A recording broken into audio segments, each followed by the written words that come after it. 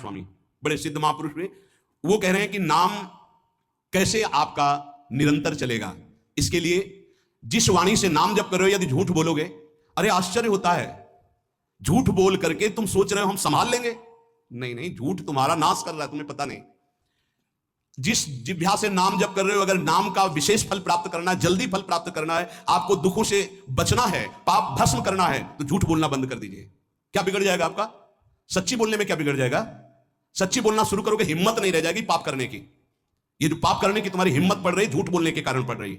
नहीं, असत्य संपातक पुंजा, सबसे बड़ा पाप झूठ बोलना। उससे क्या होता है? हर चीज हम छुपाना चाहते हैं। किससे? उस सर्वज्ञ परमात्मा से, गुरुदेव से। नहीं, झूठ नहीं। नाम इसीलिए नहीं चल पा रहा, थोड़ी दिन नाम चलाएंगे छूट जाएगा, क्योंकि आप झूठ बोलते हैं, पापाचरण करते हैं। अगर नाम को चलाना है तो नारायण स्वामी जी कह रहे हैं, पहली बात मौन का आश्रय लीजिए, कम बोलिए, अधिकतर चुप रहना सीखिए, तभी नाम चला पाएंगे। जो कार्य कर रहे हैं आप उस पर ध्यान दें, उस कार्य को एकाग्रता पूर्वक करें, वाणी को मौन रखें, उस वाणी से धीरे धीरे नाम उच्चारण करें। कम से कम 24 घंटे में 4 घंटे मौन का तो सबको अभ्यास कर लेना चाहिए। 24 घंटे में 4 घंटे मौन का। तो ऐसे ऐसे बुद्धिमान हो कहेंगे हम 6 घंटे मौन रहते हैं। कब? बोले जब सोते हैं तब। आप 4 घंटे करो, हम 6 घंटे मौन रहते हैं। 24 घंटे में हम 6 घंटे मौन रहते हैं। बहुत बुद्धिमान है। बोले आप 4 घंटे कहते हैं, हम 6 घंटे मौन रहते हैं। तो कब आप मौन रहते हैं? बोले जब सोते हैं तो 6 घंटे सोते, मौन ही रहते हैं उस समय। मौन जागृत की कह रहा हूं, 4 घंटे का। नारायण स्वामी के बहुत बड़े महापुरुष हुए, तुम 4 घंटे मौन का अभ्यास करो, ऐसा निकालो 2 घंटे, 2-2 घंटे करके 24 घंटे में 4 घंटे मौन। उस समय हम किसी से बात नहीं करेंगे, नाम जप करेंगे। कार्य करो, कार्य करने के लिए मना नहीं कर रहे हैं, कम बोलो। आजकल लोग अपनी जीवनी शक्ति को बोलने के द्वारा बहुत नष्ट कर रहे हैं, व्यर्थ की बातें करते रहते हैं। 4 आदमी चल रहे हो, आप पीछे चलिएगा, सुनते, बेमतलब की बातें। नाम जप नहीं होगा, वो डिलीट नहीं होंगी, वैसे ही बनी रहेंगी, अगले जन्म के लिए तैयार हो रहा है। इसलिए नाम यदि सिद्ध करना है, नाम का फल लेना है, नाम का आनंद लेना है, तो वृथा भाषण बंद करो, बेकार की बात बंद करो। जितना कम बोलने से काम चल जाए उतना। सामने वाले को बोलने दीजिए, आप बीच में नाम चल रहा है जी, नाम चल रहा है। जब कोई आवश्यक बात हुई, पवित्र शब्द बोल दिया, नहीं चुपचाप सुनो। उसको लग रहा है कि आप संभाषण करो, मान लो रिश्तेदार है, नातेदार है, मित्र, अब आप व्यवहार में हैं, आप सीधे ये तो नहीं कह सकते हमसे बात मत करो, नहीं, हाँ बात कीजिए, लेकिन आप कम बोलिए, उसको बोलने दीजिए, आप नाम जप कीजिए, जरूरत भर बात कीजिए। बात में भगवान की चर्चा हो तो कोई बात नहीं, अगर प्रपंच की चर्चा है तो बचने की कोशिश कीजिए। अपने संबंधियों, अपने दोस्तों, अपने व्यवहारियों से व्यवहार, दोस्ती, संबंध शिथिल कीजिए, तभी नाम में प्रीति होगी। अगर ये अब हमारे दोस्त आ गए हैं तो फिर वो दोस्त छूट जाएगा नाम, अब बातें शुरू हो गई प्रपंच की। धन्य है ऐसी बुद्धि जो प्रियजनों से भी संभाषण केवल भगवत वाक्यों का, अन्यथा नहीं। इसीलिए इस मार्ग को वर्ण करना बहुत कठिन है। एक ऐसा तुम्हारा निवास स्थान होना चाहिए अलग, जिसमें अपने रिश्तेदार, नातेदार, व्यवहारियों का प्रवेश ना हो। आपकी शैया अलग होनी चाहिए। अगर नाम जापक नाम सिद्ध करना चाहता है, नाम का फल लेना चाहता है, नाम निरंतर चलाना चाहता है, तो जिस आसन पर आप बैठते हैं उसी में प्रपंची, विषयी, संसारिक वृत्ति वाले बैठेंगे तो भजन की वृत्ति नहीं बन पाएगी। एक ऐसा, वैसे होते हैं घरों में बैठने वालों का अलग, लेकिन साधन कक्ष अलग होना चाहिए अपना। किसी का यदि प्रवेश ना हो तो आप देखेंगे कि आपके साधन के परमाणु आपको वहां बैठते ही तत्काल विक्षेप रहित करके भजन में लगा देंगे। अगर घर में ऐसा कुछ ना हो तो एक आसन अपना अकेला रखिए, जिस पर आप शयन करें, वो आसन केवल आपका ही होना चाहिए। अगर वो सार्वजनिक बैठने के लिए ही है, ऐसी व्यवस्था नहीं, तो आसन समेट कर अपना अलग रख दीजिए और दूसरे आसनों पर बैठा लिए, फिर वो आसन हटाकर जब आप शयन करें तो आपका आसन होना चाहिए। इसका बहुत बड़ा प्रभाव पड़ेगा। कोई भी ऐसा दृश्य या पुस्तक ना पढ़ें जो वासनात्मक हो और प्रभु के नाम से आपको विमुख कर दे। अखबार आदि, समाचार आदि, ये हमारे चिंतन को नष्ट करते हैं। अगर नाम जब करना है, निरंतर नाम स्मृति बैठालनी है, एक घटना कई मिनट तक विक्षेप देती है। ऐसा हुआ, कैसे लोग हैं, अब उसमें तो समाचार ही हो रहे हैं, सैकड़ों बातें हो रही, पेपर है तो सैकड़ों बातें लिखी हैं, क्या क्या, अब वो सब दिमाग में भर गई। इतना व्यसन है किसी किसी को पेपर पढ़ने का, समाचार पत्र पढ़ने का, कि सुबह होते ही वो विरह में रहते हैं कि पेपर आ जाएगा, आया मिला, तो ऐसी एकाग्रता से पढ़ते हैं जैसे वेदांत चिंतन करने वाला वेदांत चिंतन। चश्मा लगा, चाय रखी ठंडी हो रही, उससे मतलब बीच बीच में चाय और चश्मा से, और पूरे दिमाग में वही। अब क्या करेगा, जो पढ़ा है उसका चिंतन बनेगा, वही बोला जाएगा। अब जहां 4 मिले तो तुम्हें पता है, उत्तर प्रदेश में ये हुआ, मध्य प्रदेश में ये हुआ, चर्चा दिमाग। नाम जापक पूज्य श्री नारायण स्वामी कह रहे हैं, अखबार पढ़ना, दुनिया भर की प्रपंच की जिसमें बातें हैं, ऐसे समाचार, ऐसे टेलीविजन देखना, ये तुम्हारे हृदय में नाम नहीं चलने देंगे, तुम्हारी स्फुरणा को गंदी कर देंगे, बेकार का वक्त खराब होगा। इसलिए अगर आपको पढ़ना ही है तो धार्मिक ग्रंथों को पढ़िए, अपने इष्ट संबंधी ग्रंथों को पढ़िए नाम जपने के लिए। किसी को कभी वचन न दें। 5वां बहुत बहुत पॉइंट की बात करें। यदि आपने किसी को वचन दे दिया और पूरा नहीं किया तो भजन का फल वहां जाएगा, ध्यान रखना। यही हमसे सब त्रुटियां होती रहती है अपने लोगों से। जाओ आज से बाद वचन दे दिया, हम ऐसा नहीं करेंगे, नहीं करेंगे चाहे मर जाएं। और अपने लोग ऐसे फिसड्डी हैं कि शाम के वचन देते हैं और सुबह फिसल जाते हैं, 2-4 दिन बोलते बोलते चला फिर फिसल जाते हैं। बोले कसम से आज से ऐसा नहीं करेंगे। तो आप इसको खिलवाड़ ना समझे, आपके सुकृत नष्ट हो रहे हैं, वासना आपके सुकृतों को नष्ट कर रही। दूसरा, जैसे आपने किसी से कहा कि मैं शाम के 5 बजे आ जाऊंगा, तो 5 बजने में 5 मिनट कम होने पर आपको पहुंच जाना चाहिए, 5 मिनट ओवर होने पर नहीं, उसके पहले ही आपको। ये संतों के जीवन में देखा गया है। समय का बहुत बड़ा जीवन में अस्तित्व है। अगर आप किसी को समय दें फिर उसमें प्रमाद स्थिति नहीं होनी चाहिए। 5 मिनट पहले पहुंचिए। समय दिया है किसी को तो 5 मिनट पहले, उसको इंतजार ना करना पड़े। रात को सोते समय नाम जापक उपासक विचार करें, मेरा नाम किन किन कार्यों में छूटा, मेरे से कौन कौन सा पाप हुआ, मैंने कौन सी आज गलती की जो नहीं करना चाहिए, और उसे डायरी में नोट करें। नारायण स्वामी कह रहे हैं दूसरे दिन सावधानी पूर्वक वो गलतियां ना होने पाए जो हमने आज की। जब उपासक सत्य बोलना स्वीकार करता है तो उसके हृदय में डर जागृत हो जाता है। ध्यान रखना, डर ये माया के द्वारा प्रेरित है। अगर व्यापार में सत्य बोलेंगे तो पैसा अधिक नहीं आएगा, अगर हम सत्य बोल दिए तो डांट लगेगी, अगर हम सत्य बोल दिए तो सब लोग जान जाएंगे मैं ऐसा गंदा हूं। सच्ची मानिए, सत्य बोलने का नियम ले लीजिए, आप निष्पाप हो जाएंगे, आप महात्मा बन जाएंगे अंदर से, कोई भी पापाचरण आपके जीवन में नहीं रह जाएगा। भगवान का नाम सत्य है, उस नाम को चलाने के लिए झूठ बोलने वाला नाम को कैसे चला सकता है? सत्य बोलने से यदि तुम्हारा नुकसान हो रहा है तो तुम सह जाइएगा। नारायण स्वामी कह रहे हैं उससे बड़ा लाभ आपको श्री भगवान प्रदान करेंगे। आप सत्य बोलिए। आजकल भगवान पर विश्वास नहीं, इसलिए झूठ पर विश्वास है। कलयुग की ऐसी प्रेरणा है कि सब झूठ बोलने लगे हैं, कोई डरता ही नहीं झूठ बोलने में। पूरा का पूरा, जैसे नहीं कहते कुछ तो सत्य होगा, ऐसे ऐसे महानुभाव हैं कि 100% झूठ बोल जाते हैं, 100%। धन्य है मोबाइल जो झूठ बुलाने में बहुत प्रवीण है, बहुत प्रवीण है। अरे भाई हम नहीं मिल सकते, आज हमारा मन नहीं है, खत्म खेल हो गया, सत्य बात है, नहीं मिल सकते आपसे, मत उठाओ फोन। अगर तुम्हें झूठ ही बोलना है तो फोन क्यों उठाओ? नहीं बोलेंगे, नहीं उठाएंगे तो समझ जाएगा कि उनकी रुचि नहीं। ये झूठ क्यों बोलना, सत्य बोलो। झूठ से यदि आप बच गए तो आपके जिह्वा पे नाम निरंतर चलने लगेगा। ये झूठ ही नाम नहीं चलने दे रहा। असत्य आचरण, छुपाने की वृत्ति, असत्य भाषण, ये नाम में प्रीति नहीं। किसी को भी फुसलाने के लिए झूठ मत बोलिए। सत्य बोलने का अभ्यास कर लिए तो पापी जीव भी महात्मा बन जाए। सत्य आवश्यक है। एक बड़े कागज पर ऐसी जगह लिख के रख लो जहां तुम उठते बैठते देखते हो कि मुझे सत्य बोलने का नियम लेना है, झूठ नहीं बोलना है। सत्य साधन कर लो, फिर देखो नाम कैसे चलता है। तपस्या, बड़े बड़े पुण्य, बड़े बड़े तीर्थ स्नान उतना पवित्र नहीं करेंगे जितना सत्य बोलने से होगा। पर बहुत कठिन है इस समय सत्य बोलना।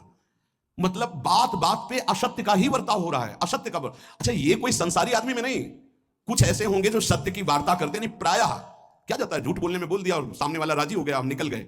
लेकिन सत्य ना होने के कारण आप में सत्य आचरण, सत्य स्वरूप भगवान का नाम, भगवान को कहा गया सत्यनारायण, वो नाम नहीं चलेगा। भजन करने का पहला साधन है सत्य बोलना, जबान से सत्य बोला जाए। और भजन की संख्या प्रारंभ में जरूर लेनी चाहिए। यदि 10 माला का नियम लिया, 20 माला का नियम लिया तो उसे निर्वाह करो। जैसे यहां शरणागति मंत्र मिलता है तो 11 माला प्रारंभ में दी जाती है कि आपको करना ही है, ज्यादा हो जाए वो ठीक, 11 से कम वो कभी जीवन में नहीं। अपने जीवन में गुरु आज्ञा 11 माला तो करनी है, हर समय करना है। पर ये मन थोड़े दिन तो नियम में चलेगा, इसके बाद छोड़ देगा। दीक्षा तब लेनी चाहिए जब गुरु आज्ञा पे चलने की हिम्मत हो, नहीं तो ऐसे ही नाम जपो करो। जब नियम मिल गया 11 माला तो चाहे प्राण निकल जाए, हमको 11 माला पूरे करने, प्राण निकलने तक गुरु आज्ञा का पालन करना है। यदि आप नाम जब अधिक मात्रा में नहीं करेंगे तो जो आपको नाम मिला है उसका फल आपको अनुभव में नहीं आएगा। क्यों? क्योंकि नाम का हिस्सेदारी होती है, भजन की हिस्सेदारी होती है। जैसे किसी ने प्रणाम किया, वो भजन लिया। गृहस्थी को इसीलिए मना किया कि रास्ते में परिक्रमा मार्ग में हलवा पूड़ी ये सब बट रहा है, हाथ मत फैलाओ। वो दान कर रहा है, सुकृत कर रहा है, और कोई दूसरे ले विरक्त आदि। आप अपने भूख मिटाने के लिए 4 रुपया के चना लेके भले पालो, लेकिन दूसरे के द्वारा दिया हुआ हलवा मत पाओ। यहां धाम आए हो, भगवत कमाई करने आए हो, यहां नाम जप करो, कष्ट सहकर परिक्रमा दो। हो सके 4 रुपए की वस्तु लेकर के आप पशु पक्षियों को पवा दो, किसी एक का पेट भर, तुम मत पाओ दूसरे का। तुम चाहो तो उपवास कर सकते हो या प्राण पोषण के लिए रूखा सूखा थोड़ा खा। ये दूसरे के आराम से धाम में हम आए 2-4 दिन खूब खाए पिए नहीं, भागीदारी हो जाएगी तुम्हारे पुण्यों की। वहां ऐसे फ्री नहीं है कुछ। भजन का भागीदार राजा भी होता है, जिसके राज्य में रह रहे हैं। जो अन्न देता है वो भजन का, जो वस्त्र देता है वो भजन। इसीलिए गृहस्थ को कहीं कुछ भी स्वीकार नहीं करना चाहिए, ये बहुत ध्यान रखें। अगर आप कहीं तीर्थ साधु आश्रम कहीं जाते हैं, कोशिश कीजिए कि किसी से सेवा ना ले, और अगर सेवा ले तो उसके अनुसार फिर अर्थ दे दे। अगर आपने वहां भोजन पाया, पान पाया, तो उसके अनुसार सोच ले कि अगर हम इतना खरीदते तो कितने का मिलता, वो दे दिया तो आपका भजन बच गया। कभी आपको कोई प्रणाम नमस्कार करे, तत्काल बराबर प्रणाम करो। किसी को अपना भजन का हिस्सेदारी नहीं, सबका मंगल हो। ये भजन जितना बढ़ेगा तो आपको भगवदाकार कर देगा। दिन रात 24 घंटे में 21,600 श्वास चलती है। 21,600 श्वास में 6 घंटा तो सोने के चले जाते हैं, उसमें तो चेतना नहीं रहती। अब हमको अगर 21,600 नाम हमको जपने को मिल जाए तो हमारी हर श्वास सार्थक हो जाए।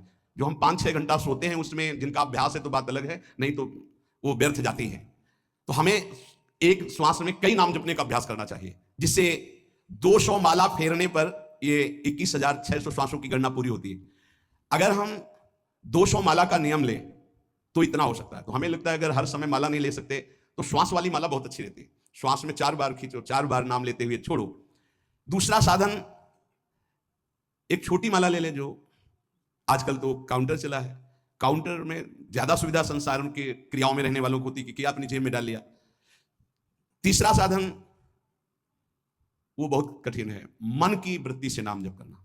माला, श्वास और मन की वृत्ति, उसमें श्वास की भी गणना का ध्यान नहीं रहता, उसमें केवल चिंतन होता है, चल रहा है। पर ये आखिरी स्थिति होती है, इसी के बाद वो परिपक्व अवस्था होता है। जिह्वा से धीरे धीरे नाम उच्चारण करते हुए, ये पहला अभ्यास है। प्रारंभिक को एकदम मानसिक में नहीं पहुंचने की चेष्टा करनी चाहिए, 2-4 नाम के बाद मन प्रपंच में फंसा देगा। दूसरा अभ्यास कंठ से में, जैसे हम जिह्वा से राधा वल्लभ सिंह, राधा वल्लभ सिंह, राधा वल्लभ सिंह, इसे वाचिक जप कहते हैं। मंत्र नहीं होगा, ऐसे नाम होगा, फिर उपांश ऐसे, फिर कंठ से चलता है, फिर हृदय से चलने लगता है, फिर नाभि से चलता है। जिसका नाभि से चलने लगता है उसका परावाणी के द्वारा भजन, वो सिद्ध पुरुष कहा जाता है। 4 वाणी, परा, पश्यंती, मध्यमा, वैखरी। वैखरी जो बोल रहे हैं, जो कंठ से, फिर हृदय से पश्यंती, परा नाभि से, मूलाधार केंद्र से लेकर के संपूर्ण ब्रह्मांड में इसमें नाम गूंज रहा है, वो सिद्ध पुरुष का होता है। पहला अभ्यास जिह्वा हिला करके शुरू करे, राधा राधा राधा राधा। फिर कंठ से, कभी हमारे सदगुरुदेव भगवान को देखना, अगर कोई आ गया और बातचीत का हुआ तो यहां से तत्काल चलता दिखाई देता है ना, कंठ ऐसे ऐसे हिलने लगता है कंठ। अगर शांत बैठे तो फिर नहीं दिखाई, अगर कोई है आसपास तो इतनी तीव्रता लगन होती कि कहीं छूट ना जाए नाम। कंठ से विशिष्ट अभ्यासी का, फिर हृदय से परिपक्व अभ्यासी का, और नाभि से सिद्ध महापुरुष का, परावाणी से चलता है। अगर 1 वर्ष तक जिह्वा से अभ्यास किया जाए, ये मैंने किया है, नारायण स्वामी कहते हैं, तो दूसरे वर्ष में कंठ से प्रारंभ हो जाता है। 2 वर्ष कंठ से चले तो अगला हृदय से प्रारंभ हो जाता है, और हृदय से 3 वर्ष चले तो फिर नाभि से 7 वर्ष में नाम सिद्ध हो जाएगा। अगर नियम पूर्वक झूठ ना बोले, सत्य आचरण करे, ऐसे नाम जप करे। हम ये कहते हैं कि चलो थोड़ा धीमे ही सही, पर 12 वर्ष में तो आपको सिद्ध हो जाना चाहिए। 12 वर्ष, यहां बोले 30 वर्ष के 50 वर्ष हो गए साधन करते हो, ज्यों कहते हो कोई परिवर्तन नहीं। इसका मतलब अंदर से नाम नहीं चलाया जा रहा, नाम में रुचि नहीं।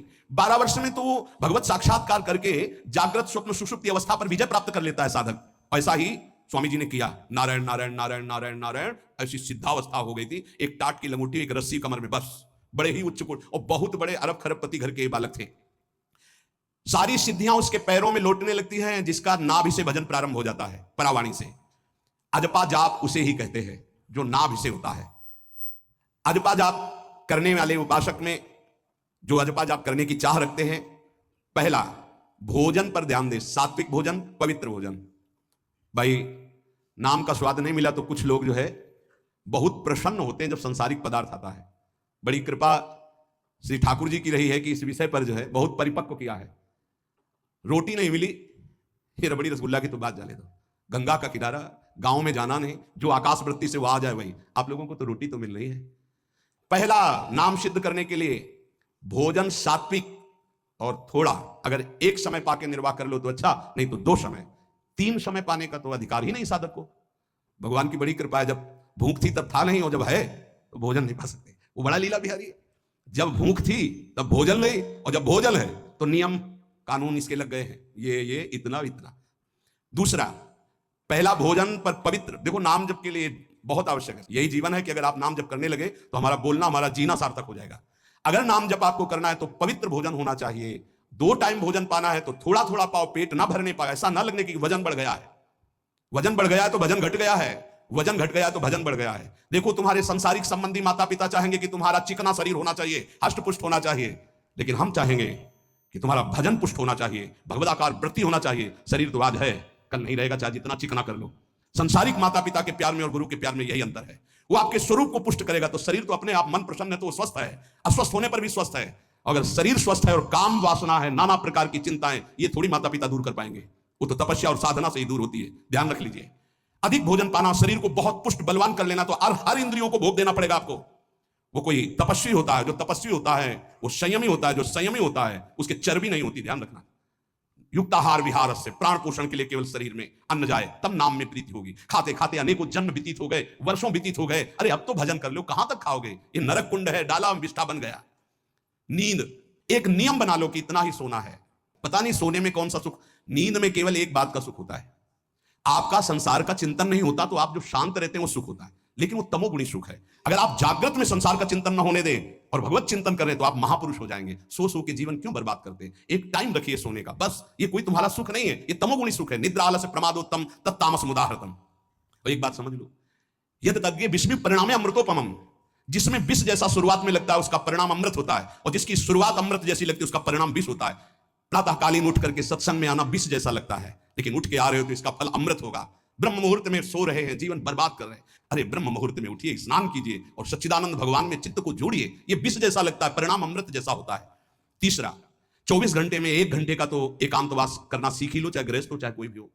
1 घंटे हमसे कोई बात नहीं करेगा, अपने दरवाजा बंद, थोड़ा 1 घंटे कोई ऐसा समय निकालो जिसमें चित्त को केवल श्री कृष्ण से जोड़ो, प्रियाजू से जोड़ सको। चौथा, विरक्त साधक, तकिया गद्दा, ये सब चीजें अगर लगा के सोओगे तो नाम जप नहीं होगा।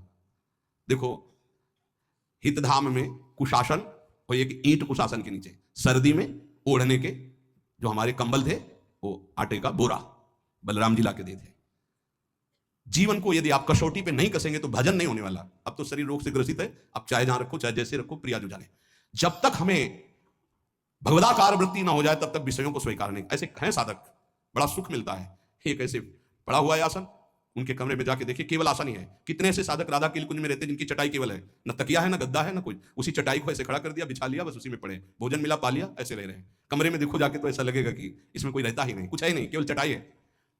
तकिया गद्दा विशेष विलासिता की वस्तुएं, तो नाम जप नहीं होने वाला, ध्यान रखना।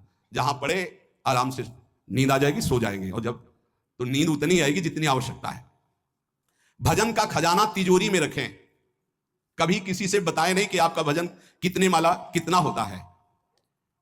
पूज्य नारायण स्वामी जी कह रहे हैं, भजन को खजाने में रखने का मतलब है लूटने वाले डाकू माया भेजती है, काम क्रोध लोभ मोह मद मत्सर आदि, और प्रिय गृहस्थ भगत आदि। कैसे प्रिय गृहस्थ? स्वामी जी अब ये सब आप ही कहा है, बहुत बीमार है, आप देखना, ठीक है, दूसरे की दुख निवृत्ति करना संत का स्वभाव होता है, पर हम जिस मार्ग के पथिक है, हमारा कर्तव्य है, हमारे पास हमारे प्रभु के सिवा कोई नहीं, हमारा जो कुछ है वो प्रभु है। ए भैया, जैसा श्री जी चाहेंगे वैसा मंगल करेंगे, ये शब्द होना चाहिए, उससे उसका भी मंगल होगा, आपकी भक्ति पुष्ट होगी।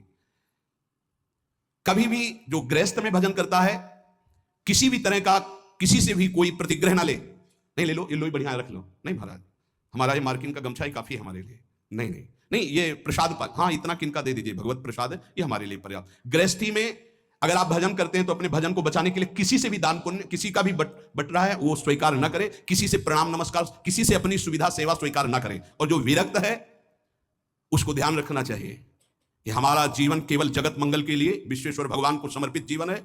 ना हम किसी को शाप दे सकते हैं, ना किसी को वरदान दे सकते हैं। सेवक स्वामी की इच्छा को देखता है, ऐसा ऐसा, हाँ प्रियाजू की जैसी इच्छा होगी वैसा नहीं, आप ऐसा नहीं, प्रियाजू का बस। जबान से कभी ना किसी के प्रति शाप का, और ना हरिराम व्यास जी ने कहा है कि शाप और वरदान हमारे स्वामी की, तो हमें हर बार में यही बोलना है, जैसी प्रियाजू की इच्छा, जैसी श्यामाजू की इच्छा।